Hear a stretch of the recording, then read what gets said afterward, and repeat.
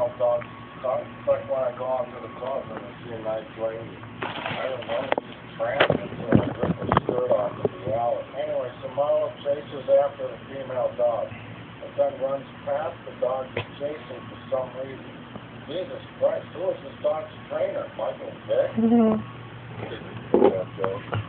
It's because Michael Vick is often throw passes that will go well ahead of him and kind of deceive the anyway. So the wooded area where the dad was killed is within walking distance of their house.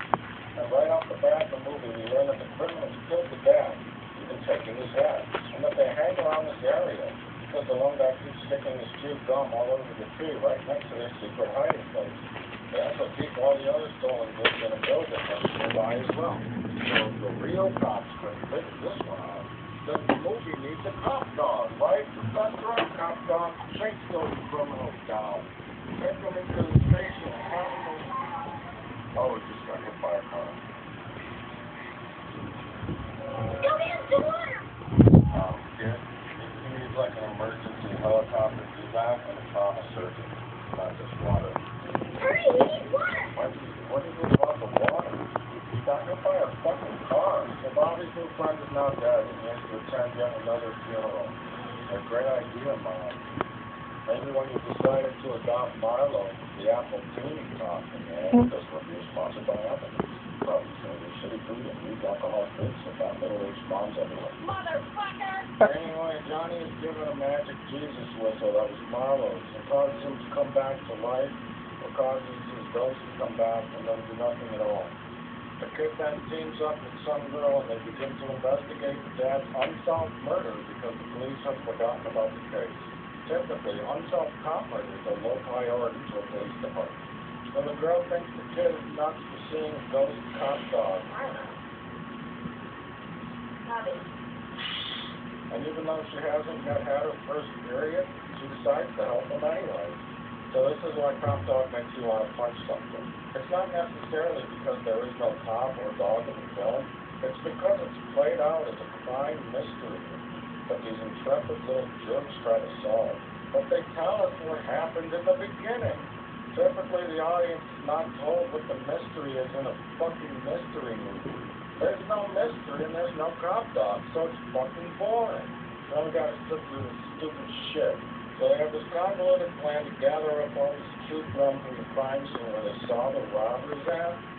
Then they go and somehow get all the past receipts from convenience stores in the area. Hey,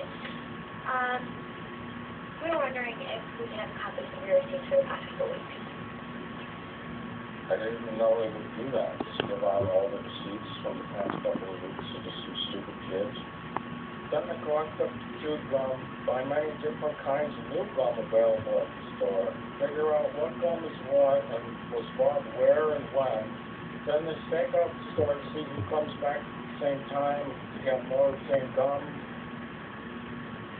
Well, who's to say this person doesn't come back ever, or at a totally different time, or get gum at a different store, or decide not to chew gum anymore, or maybe decide to get new gum that he never tried before, or just leave town altogether.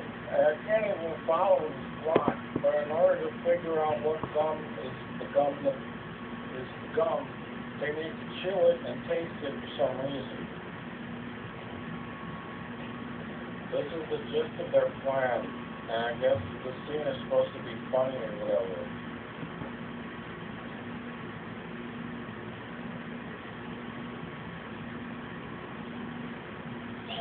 Not so bad.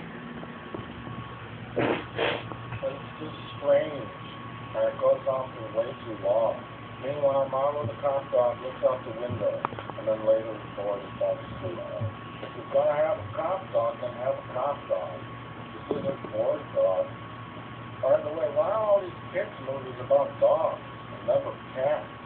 Cats are always the villains, like the Siamese twins cats.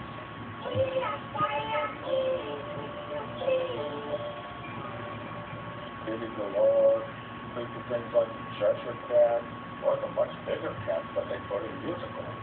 You never see like a cat cop movie. Why? Why not?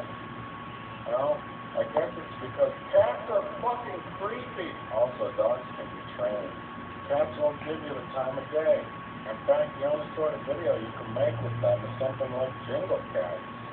And even then, they just sit there bored and looking at you like you're an idiot for putting them in a video like this. But in this situation, they're probably right.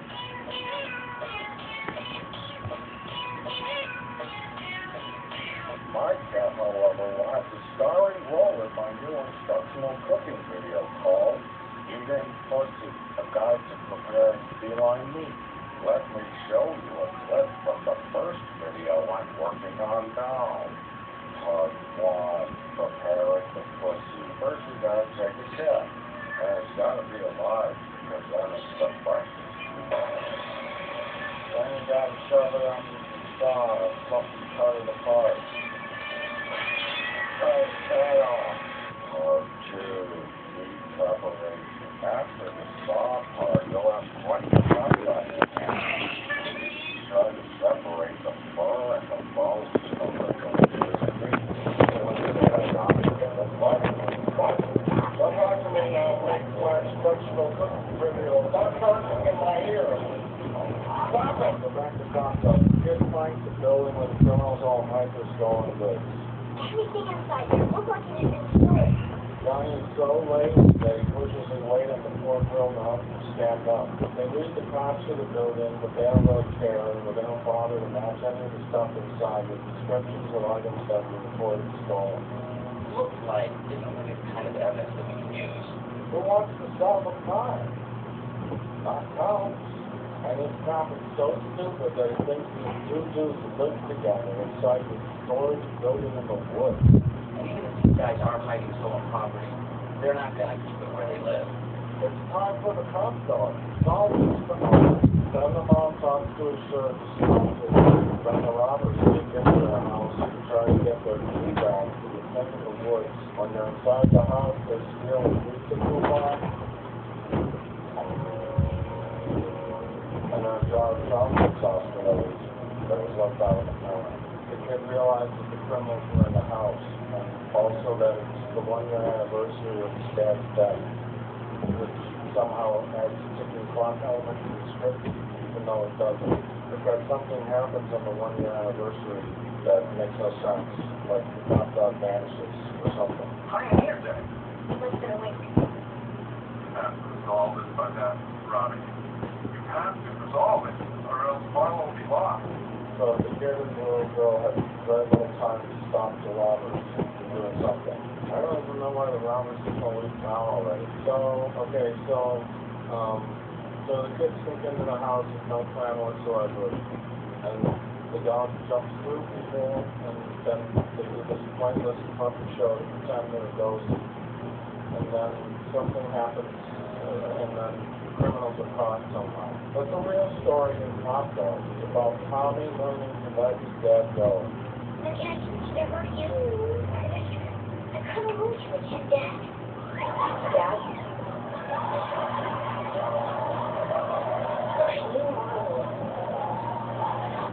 And to also let Marlo go. And to eventually let his mom go after she's murdered in the Applebee's parking lot. Then Timmy has his Oscar moment when he says goodbye to Marlo. I knew I had to go. No. It's just... I'm gonna miss you, Mom.